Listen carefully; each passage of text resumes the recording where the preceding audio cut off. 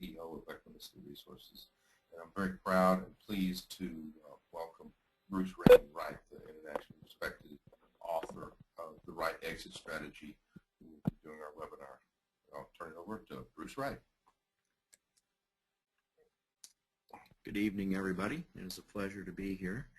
I'm going to go through a substantial amount of material relatively quickly, and then we'll have an opportunity for questions and answers at the end. Well, I'm not sure if I'll have answers, but at least we can take questions.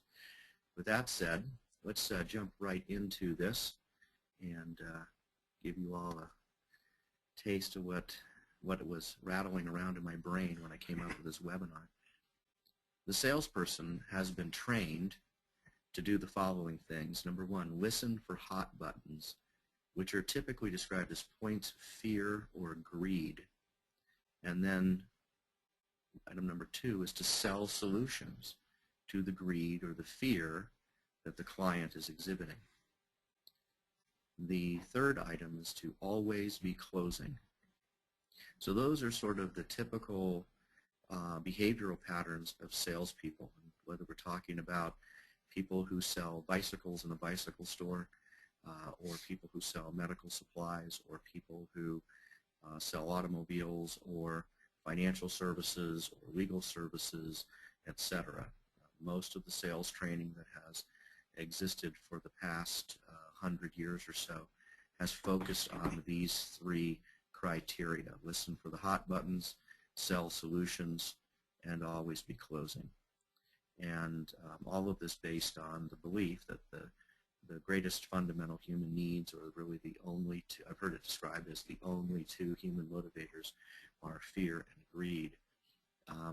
I tend to think that human beings might just be a little more complex than that, or at least those people who see themselves as more complex than that are not very likely to respond very often or as well to salespeople as they are to other methodologies of connection with them. So that's what we're going to be focusing on this evening. So what is the greatest metaphysical human need? I've asked the question a number of ways. I remember many years ago, Dr. Stephen Covey was asking the question, what is the greatest fundamental human need? And somebody in the audience said, air. And so that's true in the physical sense. That's the one thing that you need an abundance of. You can last a few days without water. You can even last 2 or 3 weeks without food, but you got to have air. And that's the physical side. So let's talk about the metaphysical, transcending the physical. What is the greatest fundamental metaphysical human need? There's a lot of answers to this, and when I do this in front of a live audience, I'll ask the audience for what they think the best answer is, and typically the answers will be as follows. To be respected is a popular one. To be loved is another one. To give love is another one. To have gratitude is another one, or to be grateful. There's a whole host of, I think, very good answers, and I'm not sure that you could universally claim that one answer is the best answer for everybody. But that does bring us to something that human beings have been contemplating for literally thousands of years, and probably well before there was such a thing as written language. Human beings have looked up at the stars and asked themselves, why am I here? Where am I going? What is my purpose? What does all of this really mean? And in essence, to sum all of that questioning up, you could say that one of the greatest metaphysical human needs is this one right here, to be understood. So we want to understand ourselves. We want to be understood by those around us. And some of us want to be understood or even valued by future generations. So there's a whole variety of ways that we could go with this conversation. and I've chosen to stick with the business applications here. For some people, minimal understanding is perceived to be compatible with a quicker sale or transaction. And I just want to shed some light on this idea. Throughout my career, I have heard many advisors say amongst themselves, sometimes when they thought I wasn't listening or I wasn't included in the email trail, let's not get this macro strategic planning going right now. Let's just focus on selling this company, or let's just focus on selling off some of the properties in the real estate portfolio. We don't want to stretch this thing out. We don't want to take any longer than we have to. We don't want to complicate matters. Let's just get the transaction done and let the client figure out what he or she is going to do post-transaction. So this is a very commonplace type of thinking. I see it very frequently, and I've encountered it in a variety of different ways. So a lot of people really truly believe that this is the case, and I probably don't have the degree of influence necessary to change a whole lot of minds about this. But what I do want to accomplish tonight is to expose our audience to another way of looking at things, another way of looking at relationships with one another, relationships with colleagues, relationships with clients, relationships with family and friends, and see if there might be a more evolved level of thought on the subject matter. And that's really, I think, my primary goal for today. So attaining true clarity of who and what your clients, friends, spouse, children, or really basically everybody around you,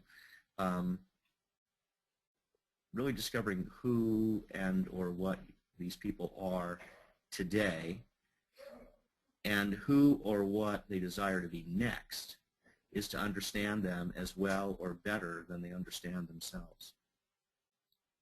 One of the issues that I tackle very frequently, primarily with very large companies, when they're looking to provide the most advanced level training to their top people. And it's interesting that they segment their top people for the very most advanced training. One could argue that perhaps even all of the people in the organization probably need to be exposed to some of these ideas. So what you're seeing here is content which is typically reserved for the most elite executives within Fortune 500 companies. And the question that I'm usually answering for them is, how do you become the primary, most trusted advisor in the lives of discerning clients? How do you do that? And of course I can answer that based on how I've done it and ways in which I've seen other people do it and ways in which I've trained other people to do it, so I can give some perspective. And I'm certainly not willing to say that my way is the only way, and I'm not willing to say that my way is necessarily the very best way. It's just the way that I do it. It works well for me, and I've been able to pass it on to other people who have had very substantial success following the recipe that I'm sharing here this evening. So one of the things that strikes my clients as being incredibly valuable is the ability to understand them at least as well and usually substantially better than they understand themselves. And I think that it's very interesting that as human beings, we all have these blind spots. We're not really sure what they are some of the time. Sometimes we do know what the blind spots are, and we ignore them. Sometimes when we do that, that type of behavior comes back and bites us really, really hard. So if we know what your blind spots are, the best thing to do, of course, is to compensate for them, to make sure that we understand exactly what those blind spots are, what's the solution, how do we get around them, how do we transcend them, and so forth. And so part of my role for many years has been to really help people to see and overcome these blind spots, and really to gain a level of understanding about them that is extremely rare, and in many cases I understand them better than anyone else. So that kind of understanding is really important. In Stephen Covey's book, The 7 Habits of Highly Effective People, he has one of the habits as seek first to understand, then to be understood. Now, if you think about it, really, if we go back to the essential training of the salesperson, it's really about just gaining enough understanding about greed, fear, pain, those kinds of things, and then selling an immediate solution to overcome it. It's not about gaining real understanding about the client. It's not about taking that necessary amount of time and energy to get there. And of course, a big part of the challenge here is that most of us don't really understand ourselves. And here's even more irony. I have blind spots. I'm able to gain understanding of other people easier and faster than I can often understand myself and my own thinking. So sometimes it's actually easier to help other people than it is to help yourself. And that is a big part of my challenge in life. I think it is for every human being. So this level of understanding can empower you to assist in key details, both micro and macro, relating to the journey of these people or their transformation. So when you really understand who and what they want to be next, which, by the way, is much more important than who and what they were yesterday, although a lot of people seem really bogged down in the story of what brought them to where they are today. I find that sometimes that story is actually very helpful moving forward, but most of the time it's not nearly as important as people think that it is. I'm much more focused on where people want to be next, as opposed to where they were when they were 8 years old and they didn't get that red bicycle for Christmas that they thought they were going to get. So when you achieve a really profound level of understanding, it can empower you as an advisor or as a parent, as a friend, as a manager, as a leader, to assist the people around you in the key details of their journey or their transformation, getting from here to there. And this, of course, is a huge shift in thinking from the philosophy of selling or being a great salesperson. And I've had some salespeople disagree with me very energetically on this, and then I'll ask them when they tell me that, well, I'm a great salesman and I disagree with you. I think I understand my clients at a really profound level.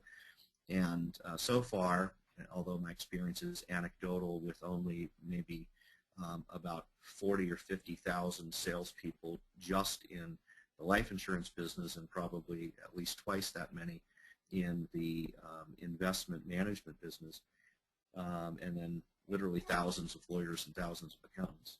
Never once have I had one of them be able to demonstrate in writing that they had such a profound level of understanding.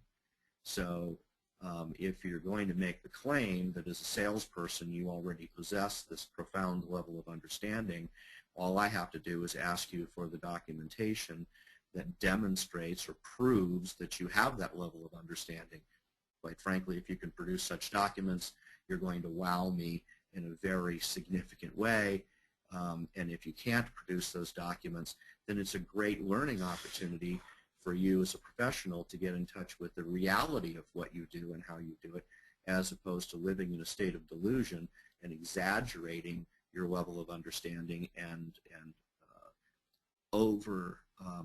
having overconfidence with respect to your level of understanding the client.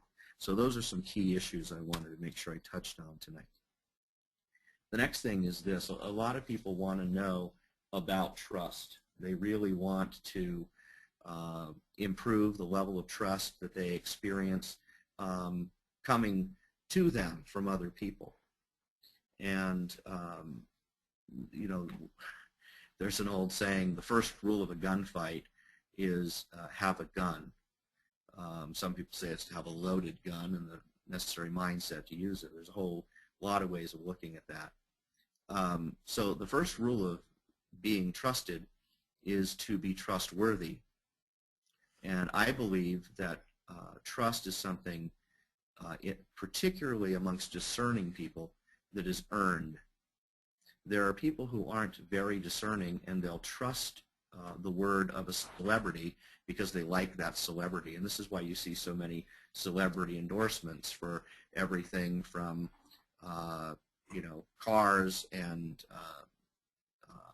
beer to you know, computers. There's all these people, watches and shoes, and you know, celebrities advertising this stuff, and advertising brokerage firms and talking about how wonderful a brokerage firm is.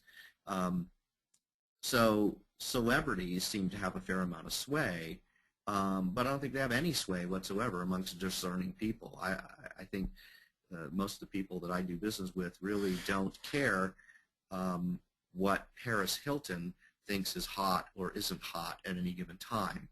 So to people with above average discernment, trust is something that you earn. So in this slide, trust is earned as we demonstrate our understanding by achieving tangible, measurable results directly relevant to the greatest unmet needs of others. So if you're delivering something that is common, if you're meeting a need or a want that somebody has, but they've got 5 other providers or 20 other providers that can meet that need, there really isn't anything special about meeting that need. Now, you may go about it in a way that is more pleasant for the client experiences better with you, but what we want to talk about, at least part of the time tonight, is transcending the capabilities of people who would be your competitors or would like to be your competitors or already are your competitors, and how do you separate yourself from them? How do you distance yourself from them so that there's a clear and distinct advantage that people will have in looking to you, irrespective of what your business happens to be. So think about this in your own life and in your own business. What is it that you do that produces tangible, measurable results directly relevant to the client's unmet needs? Well, if you really understand your client, then you're going to know what the client's greatest unmet needs are. If you don't really know your clients very well, you're going to think, for example, if you're a bond salesman, hey, my clients want to improve the yield on their bond investment portfolio. Well, that may be true, but that's probably not in their list of top 50 things that are most important to them. So understanding what are the greatest unmet needs, it takes a special level of perception and awareness on the part of the advisor. As we demonstrate such understanding and act as conduits for relevant results, we earn the trust, respect, and confidence of discerning people. So trust is something that you earn. You earn it by producing results, and you can position yourself as a conduit for both understanding and results. The great thing about this is that if you're able to see the world as an interdependent world rather than exclusively a self-reliant world, then you understand that, yes, you need to have great core competencies of your own, but you can rely upon other people for execution, and thus you can be a conduit for understanding and execution, and you don't physically have to be the one who does all of the thinking and all of the work and all of the heavy lifting. So that's what I was thinking about when I put this slide in here. I want to make sure that I explain that to our audience. We also improve our level of trust, respect, and confidence in ourselves when we do these things. So just think about it this way. Oops, I was supposed to go backwards. There we go. As we demonstrate such understanding and act as conduits for relevant results, we earn the trust, respect, and confidence of discerning people, and we also improve our level of trust, respect, and confidence in ourselves. Years ago, I had an acquaintance who was being downsized out of a Fortune 500 company, and he said to me that he wanted to partner up with me. I was doing the advanced training for their top people, and he wanted to start a coaching platform. And I'll call him Tom in this discussion. And I said, well, Tom, what's your company going to do? And he said, the challenge with our people is that they just don't have the confidence to meet the needs of highly discerning people. So I'm going to start a coaching company. I'm going to focus entirely on improving their confidence so that they can feel good about the work they do, meeting the needs of these people. And I said to him, we've done a fair amount of assessment with your people, and what we found was that many of them are substantially overconfident to the point of being delusional in terms of how they rate their core competencies. So in essence, many of them consider themselves to be worthy of relationships with highly discerning people, but the truth of the matter is their core competency is woefully lacking. And he was, of course, terribly offended by this, and I'm not sure why he was, because we weren't talking about him, but he was very concerned about this idea that the people in his sales organization weren't competent enough to meet the needs of discerning people. I said, look, inside of yourself, you have a pretty good awareness of your capability, your level of competency, whether it's as a tennis player or as a basketball player or as a professional advisor or as a musician. You have a pretty good idea how you measure up against the capabilities of other professionals. And I said, at some of the training courses that we've been doing, there's this one guy named Mike, and he keeps coming up, he keeps bringing it up at every one of the conferences. He asks this question. He says, Bruce, how do you explain the fact that I'm an A-level advisor, but I don't have any A-level clients? How do you explain that? So I've explained it to him 20 different ways really nicely, and he keeps asking the question. So finally, at one of the more recent conferences, one of the people in the audience said to him on the third day of a 4-day conference, Mike, that's like saying I'm a great basketball player, but no professional basketball teams are interested in having me even try out for their squad. It's a ridiculous statement.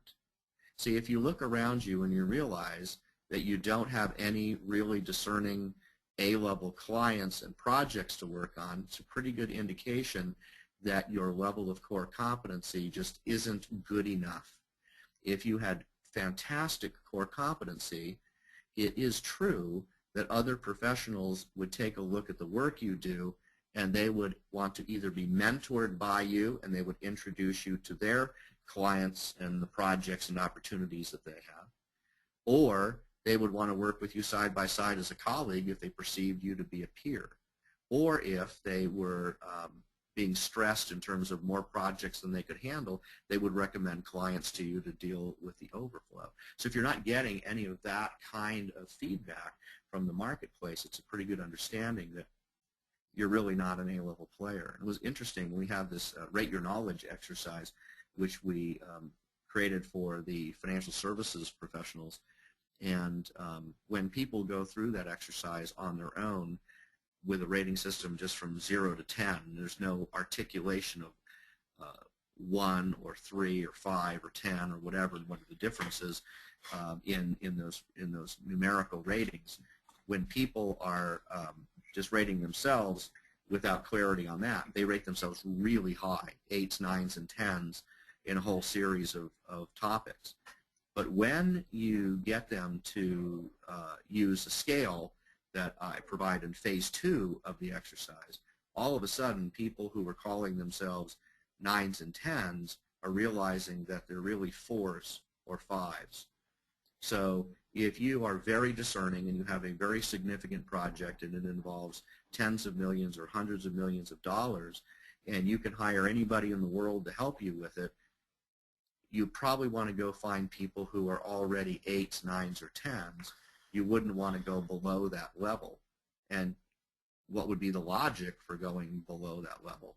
The only excuse that I come across consistently is that they want their brother-in-law or their nephew or their cousin or their old roommate from college to do it because they've got some emotional connection to that person, even though that person is only a level 4 or 5 and clearly doesn't have the necessary capabilities to get the kind of result that the client's looking for. So when you are demonstrating the ability to get important things done, things that are really relevant and necessary and probably difficult to do, when you're able to get those kinds of things done, your self-respect goes up. So back to my friend Tom, who wanted to start the coaching company that deals with confidence. You know, we reached an impasse because he kept saying, well, it's all about confidence. And I kept saying, no, it's not all about confidence. It starts with competency. First become competent, and then you have an earned confidence because you actually have the capability to deliver a desired result. So if you are confident way beyond your scope of competency, then you have a false sense of bravado, a false sense of confidence. And you're probably going to hurt a lot of people and hurt yourself and hurt the organization that you work for. So I think you start with competency and then you move into confidence.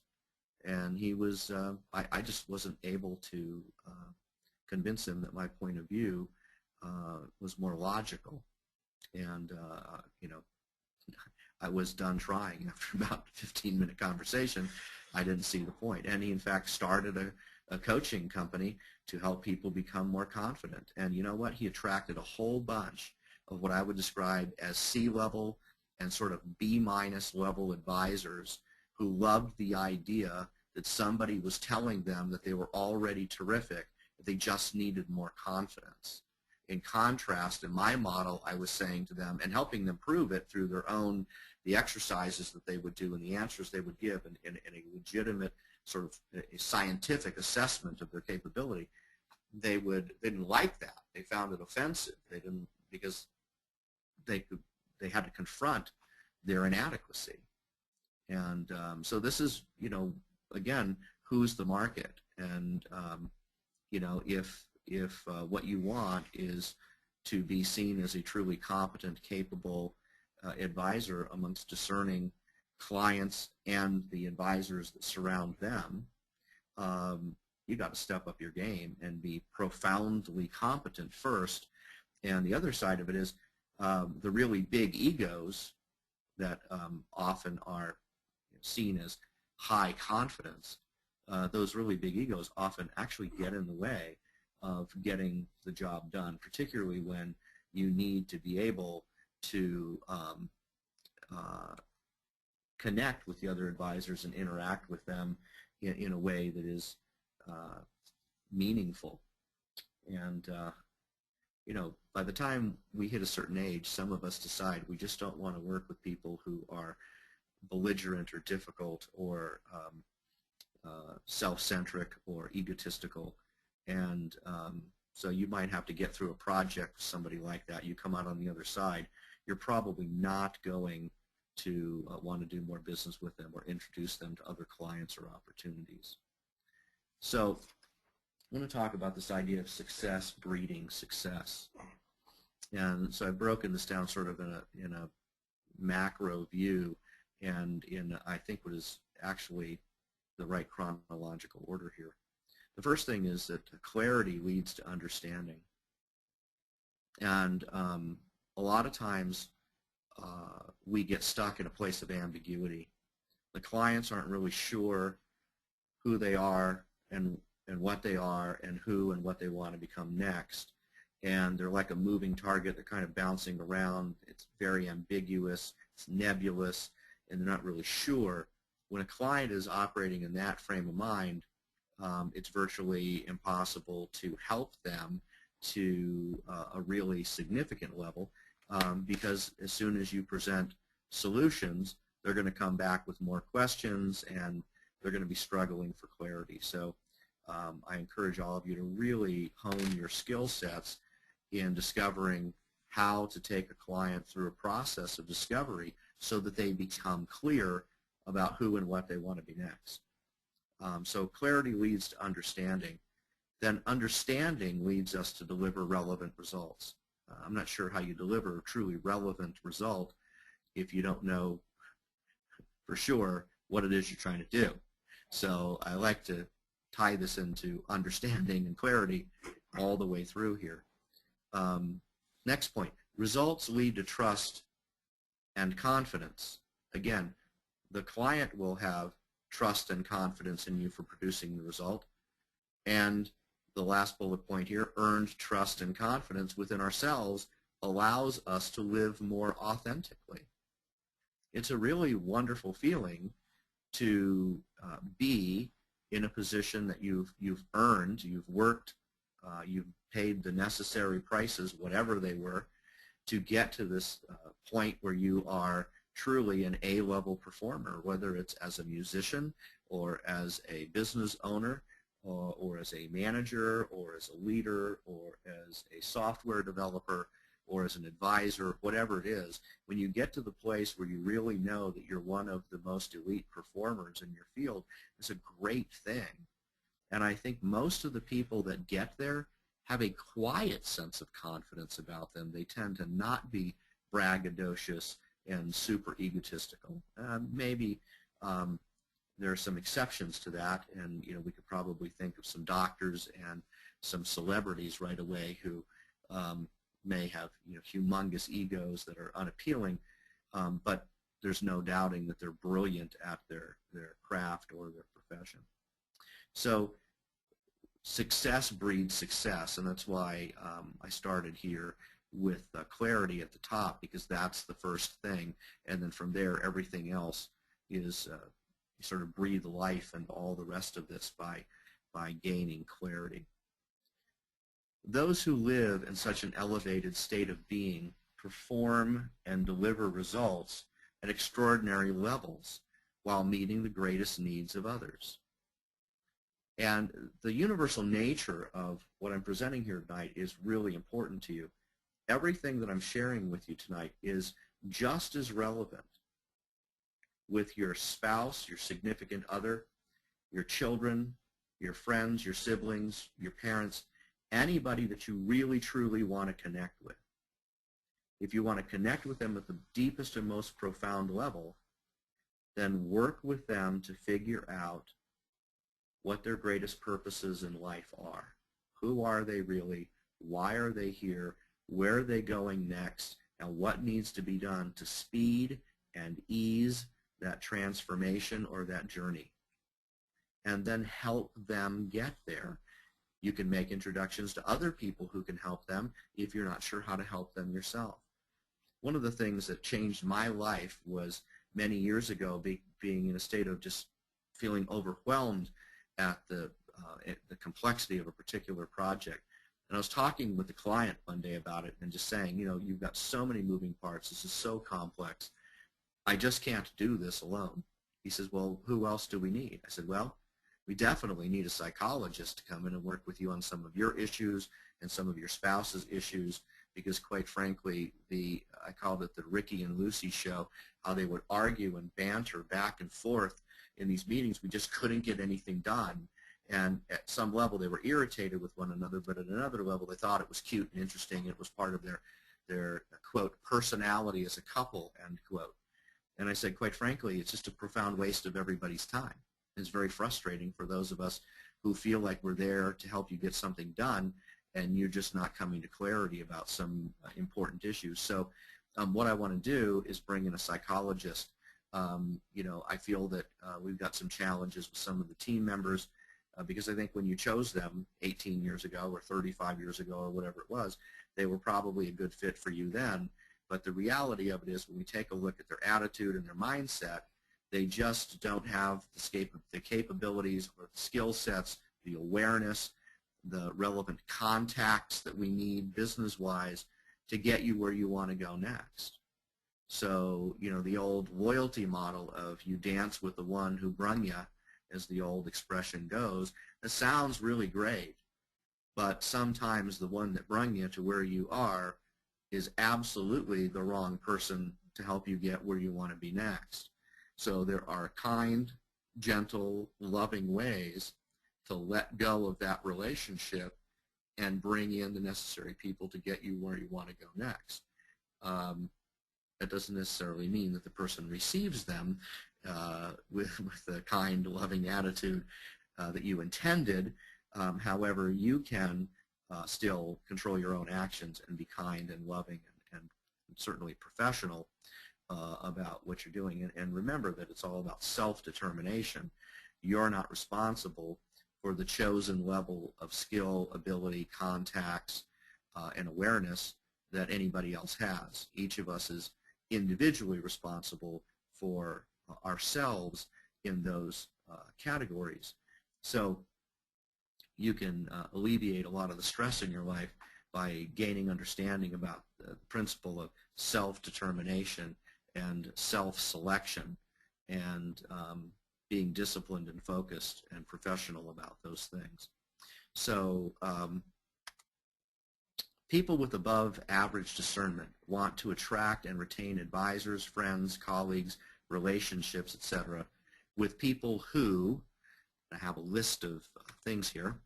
Number one, understand their greatest needs, moving forward, not looking backward, but moving forward.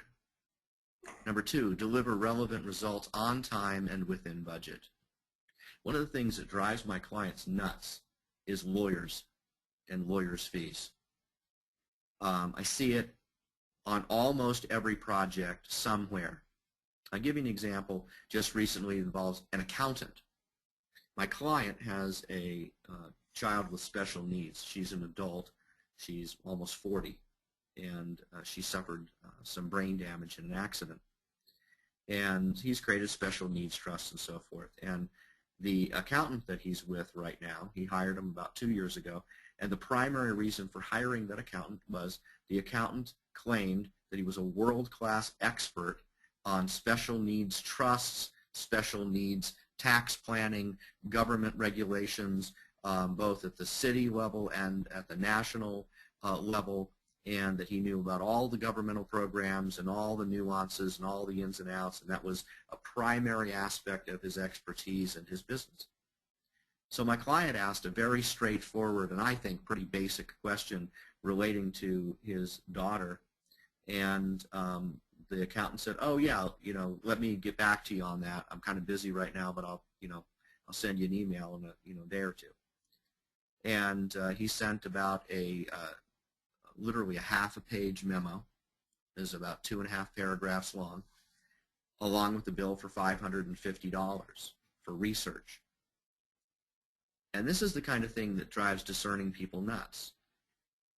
If in one meeting you claim that you're a world-class expert on a scale from 0 to 10, you're a 10 on this particular topic, then you don't get to charge us for research on a topic that you're claiming to be brilliant at. It's your frickin' job. We're not responsible for your education in your core competency. You're responsible for your education in your core competency. And we shouldn't have to pay you to become better educated in your core competency. It just frustrates the heck out of people. The other thing that happens, and particularly in large firms, and it seems to happen most often in law firms, is they pass you around, or they take your folder, your file, and they pass it around from one partner to the next to get multiple opinions. So, I hired a law firm with a client to work on some intellectual property issues, and they quoted us a fee of $12,000. And before we knew it, they were trying to get another $7,000 out of us.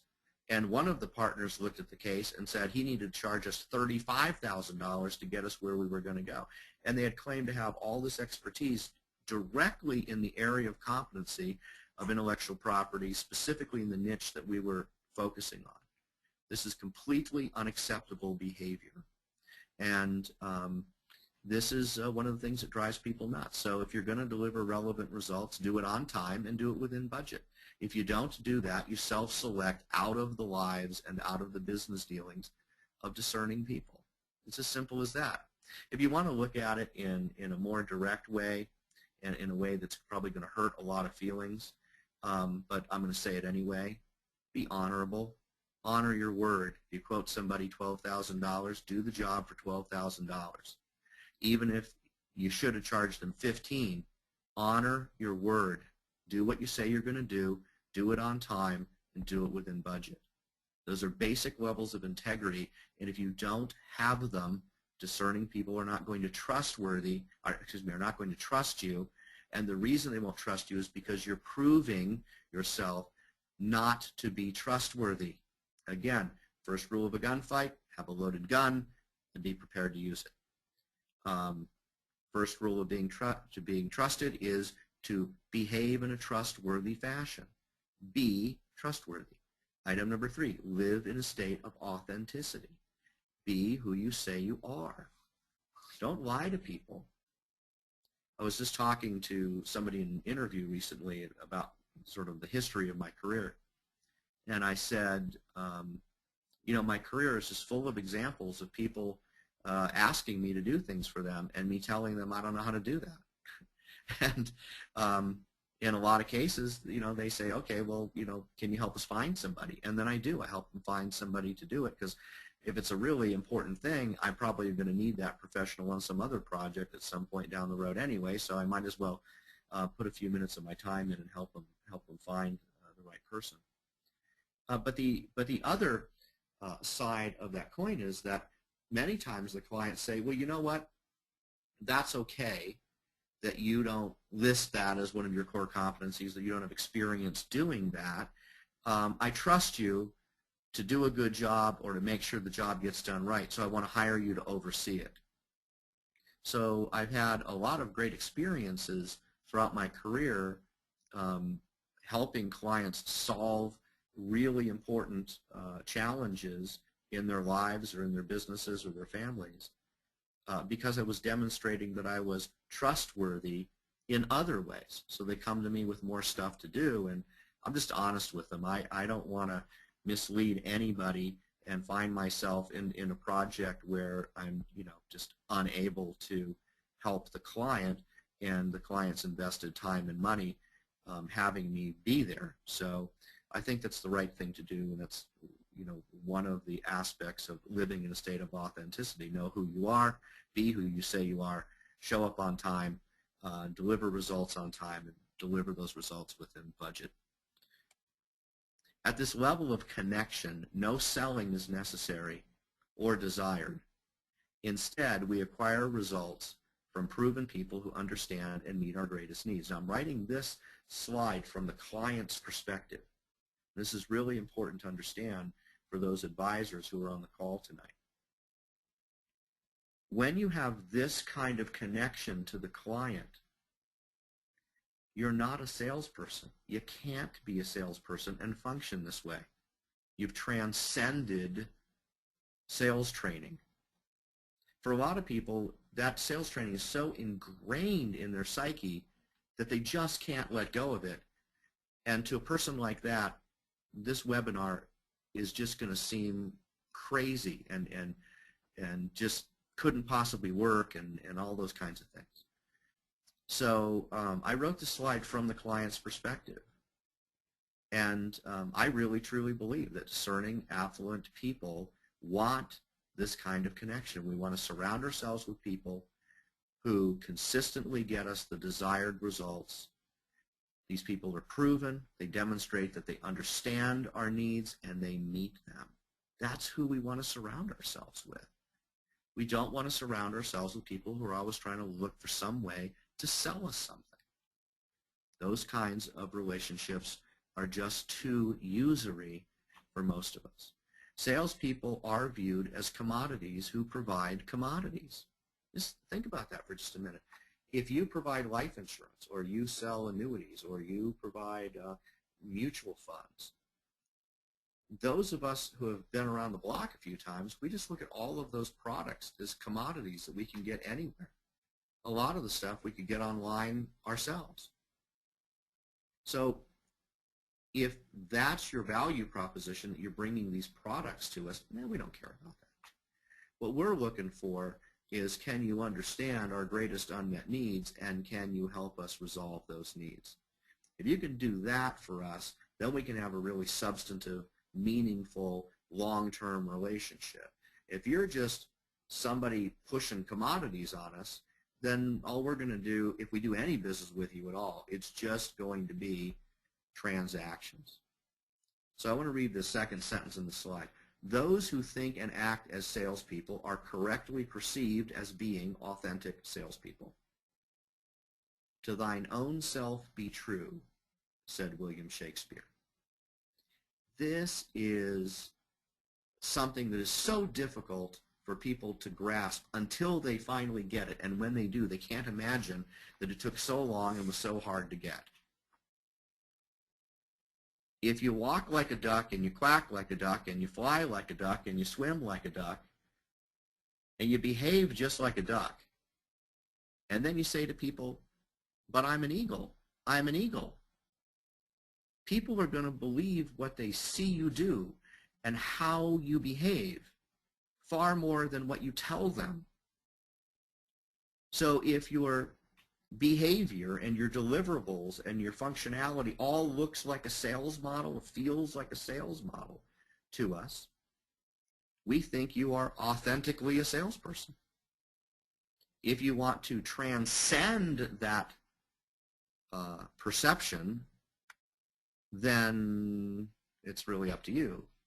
Those who desire to be trusted primary advisors rather than salespeople or transactional advisors can move themselves into alignment with such an authentic state of being. You can do it anytime you want.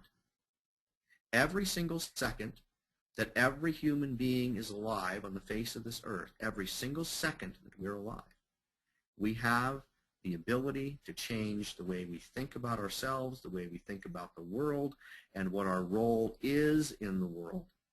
Every second that we're alive, we have the ability to make a little step or a quantum step in a new direction. Every second that we're alive. So I'm very, very hopeful. I believe that anybody capable of cognitive reasoning that wants to become a trusted primary advisor can move themselves into alignment with such a state of being. But it isn't just going to happen to you by sitting around and waiting for it to happen. And it certainly cannot happen for you by attending more sales training classes and conferences. If what you want to do is move yourself into alignment with a new way of being, you need to surround yourself with the people, the training, the resources, and the support mechanisms to help you move into that state of being. So to get there, it does involve letting go of a lot of beliefs and methodologies which have worked in the past to produce the authentic state of being that you were in before. If you want a new authentic state of being, you need to learn the new thinking and the new behaviors and move yourself into alignment in that way. We do have some upcoming events that I think you should all know about. We're doing a business innovation conference. It's called Business Innovation 2012, Growing Your Business in Turbulent Times. The audience will be comprised of business owners. There'll be people that have heating, venting, and air conditioning companies, software companies, manufacturing companies, distribution companies, service companies, you name it. There'll be a whole bunch of different business owners there. Most of them are probably going to have net worths of $10 million to $1 billion. That's sort of the typical audience we draw at these kinds of conferences. There will also be advisors there because they want to learn how business owners think and what they think about, how they think about it, and what they're like when they're not in a position where you're selling something to them. The advisors will be lawyers, accountants, financial advisors. life insurance professionals, probably even some property and casualty people. There will be bankers there in the traditional sense, branch managers of banks, trust officers, investment bankers, private equity, venture capital specialists. There'll be a whole host of service professionals in attendance as well. One-day event. I believe it's $149. It's in Los Angeles on March 15th. Macro strategic planning certification and licensing courses. Phase 1 is June 2012 and Phase 2 is September of 2012. And it looks like the June event will be in San Diego, California, and I believe the September event is likely to be in Vail, Colorado. At least that's the plan as we sit today. With that said, I also want to invite you to connect with us. You are officially invited as of this moment to connect with us on our website, Twitter, emails. We've got phone numbers here. We've got the toll-free number, 855-809-9006. We've got a Texas number, 432-618-1573, and the California line, which goes to my office, 805-527-7516. My email is bwright, that's my first initial B, my last name W-R-I-G-H-T, at equanicity.com. Equanicity is E-Q-U-A-N-I-C-I-T-Y. And now we're going to open this up for questions, and hopefully I'll have some answers for you. So does anybody have any questions? Are we set up so I can hear them? I am unmuting everybody. Oh, I can suddenly hear something. Do we have any questions tonight? I can hear somebody's television in the background. And I don't know who that is.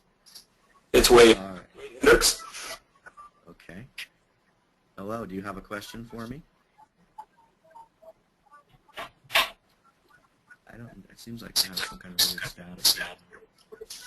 I'll tell you what, let's do this. If you have any questions, please feel free to email them to me at bwright@equanicity.com. I'll be happy to respond to them as quickly as I can, certainly within the next 24 hours. Thank you all for joining us this evening. If you'd like to go back and experience the webinar again or recommend it to any colleagues, it will be accessible within the next 48 hours at the Equanicity website, www.equanicity.com. Thank you, everybody, for joining us. It's been a pleasure. Hopefully, I've given you some information that will help you connect at a new and better level with the most discerning clients and your friends and family. Thank you very much.